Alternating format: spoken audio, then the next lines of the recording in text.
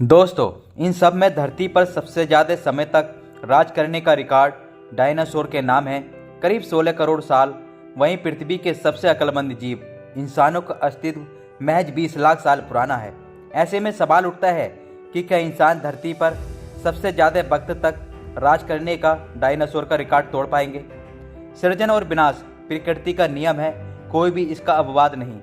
इस बात को इस तरह समझा जा सकता है कि धरती पर आई प्रजातियों में 99.9% विलुप्त हो चुकी हैं। इस वक्त मौजूद प्रजातियां 0.1% ही हैं, जिनमें इंसान भी शामिल है। जाहिर तौर पर इसका कोई सीधा और सटीक जवाब नहीं हो सकता, सिर्फ अनुमान लगाए जा सकते हैं। और अनुमान लगाने के लिए पहले ये समझना जरूरी है कि डायनासोर 16 करोड़ साल तक अपना वजूद बचाने में कामयाब कैसे रहे। यह महज संयोग था या इसकी कोई खास वजह थी? आइए पहले इसे जानने की कोशिश करते हैं। डायनासोर धरती के सबसे अधिक ताकतवर थे। वह जंगल राज का दौर था, यानी कमज़ोर किसी का शिकार बन जाएगा और ताकतवर राज करेगा। कुदरत का यह कानून शक्तिशाली डायनासोर के हक में गया। 16 करोड़ साल के इतिहास में किसी भी दूसरे प्राणी ने उनकी सत्ता को सीधी चुनौती नहीं दी। डायनासोर शाकाहारी और मांसाहारी दोनों किस्म के थे, मतलब कि फूड सप्लाई चेन के संकट जैसा कोई मसला नहीं था, जो ज़्यादातर प्राणियों की विलुप्त का एक अहम कारण रहा। पर्यावरणीय स्थितियाँ भी उनके अनुकूल थीं। डायनासोर गर्म रक्त वाले थे और फुर्तीले भी। वे किसी भी प्राणी के आवास या इलाके पर कब्जा करने में सक्षम थे। अपनी बेपनाह ताकत की वजह से डायनासोर ने कोई ऐसा आविष्कार नहीं किया जो उनके वजूद के लिए चुनौती बनता। वे करोड़ों साल पृथ्वी पर राज करने के बावजूद जानवर ही रहे। उन्होंने इंसानों की तरह कोई तरक्की नहीं की। शायद उनकी इस अज्ञानता के उनके लिए ढाल का भी काम किया। उन्होंने पर्यावरण से कोई बड़ी छेड़छाड़ नहीं की, लिहाजा लंबे वक्त तक कुदरत। दोस्तों, अब अगर डायनासोर की तुलना में मानव जाति को देखें तो ये अपने महज 20 लाख पुराने इतिहास में ही कई भीषण झंझावातों से जूझ चुकी हैं।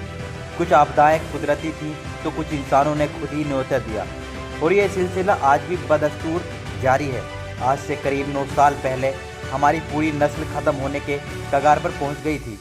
उस समय हमारी आबादी अचानक करीब 98% घट गई और पूरी दुनिया में सिर्फ 1300 इंसान बचे थे। यह भयावह स्थिति करीब 1 लाख साल तक रही। उस दौरान हमारी तादाद में कोई बड़ा इजाफा नहीं हुआ। ओजोन परत का संकट भी इंसानों के वजूद के लिए बड़ा संकट बन गया था। पर्यावरण में यह कुदरती परत इंसानों की सूर्य की हानिकारक किरणों से बचाती है, लेकिन इसमें छेद हो गया, जिसे वैज्ञानिकों को पता चला साल 1985 में। हालांकि सभी देशों ने मिलकर जरूरी कदम उठाए। दोस्तों, आइए अब जानने की कोशिश करते हैं कि मानव जाति कब और कैसे विलुप्त हो सकती है। इंसानों के लिए सबसे बड़ा संकट एस्टेरॉयड को माना जाता है। डायनासोर की विलुप्त की वजह भी एस्टेरॉयड का धरती से टकराना ही था। उससे डायनासोर की आबादी का एक हिस्सा ही खत्म हुआ, लेकिन एस्टेरॉयड के टकराने से पर्यावरण में जो बदलाव हुए उन्होंने डायनासोर का अस्तित्व मिटा दिया। ये खतरा मानव जाति के सामने भी है। एक्सपर्ट्स के मुताबिक 1 करोड़ साल में बड़े एस्टेरॉयड टकराने की ऐसी घटना होती है। हालांकि अमेरिका की स्पेस एजेंसी नासा ने कुछ साल पहले एक प्रयोग किया था, जिसमें टक्कर मारकर एस्टेरॉयड की दिशा बदल दी गई थी। ये एस्टेरॉयड के खतरे को कम जरूर करता है, लेकिन पूरी तरह ख़त्म नहीं। कई विशेषज्ञों का मानना है कि इंसान अपना विनाश खुद कर लेगा और इसमें ज़्यादा वक्त भी नहीं बचा है। ब्रिटेन के एस्ट्रोनॉमर रॉयल और कैम्ब्रिज यूनिवर्सिटी में प्रोफेसर सर मार्टिन रीस अपनी किताब अवर फाइनल हॉर में लिखते हैं कि 21वीं सदी के अंत तक 50% से अधिक इंसान अपना वजूद नहीं बचा पाएंगे। उनका मानना है कि मानव अपना विनाश खुद कर लेगा। वे इंसान की विलुप्त को तकनीक से जोड़ते हैं। उनका कहना है कि तकनीक ने सिर्फ हमारे विनाश की पटकथा नहीं लिखी है, बल्कि उसे और भी आसान बना दिया है।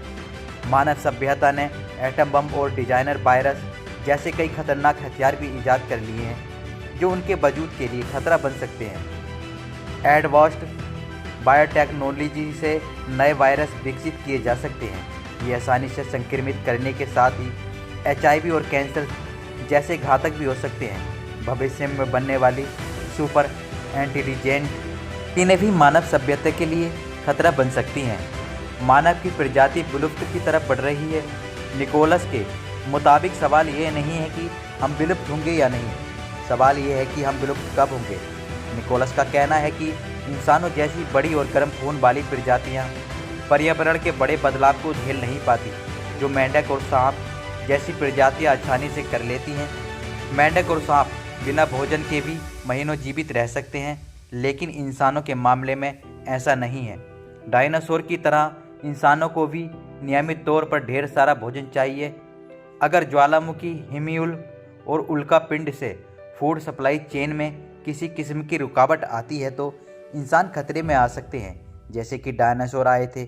हो सकता है कि कुछ इंसान इनसे होने वाले सबसे भीषण पर्यावरणीय बदलावों को झेल लें और उनके हिसाब से खुद को ढाल लें, तो उनका वजूद बच जाएगा। जैसे कि उड़ने वाले डायनासोर की कुछ प्रजातियां आज ही पक्षियों में तब्दील हो गई थी।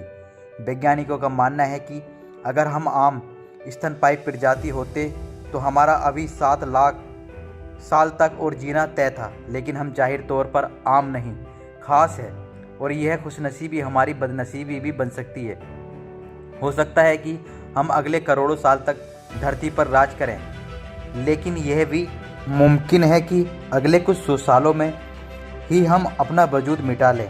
हम बेशक फ़िलहाल दुनिया की सबसे अक्लमंद प्रजाति हैं, लेकिन हमें नहीं मालूम कि दोनों में से हमारा मुस्तकबिल क्या है।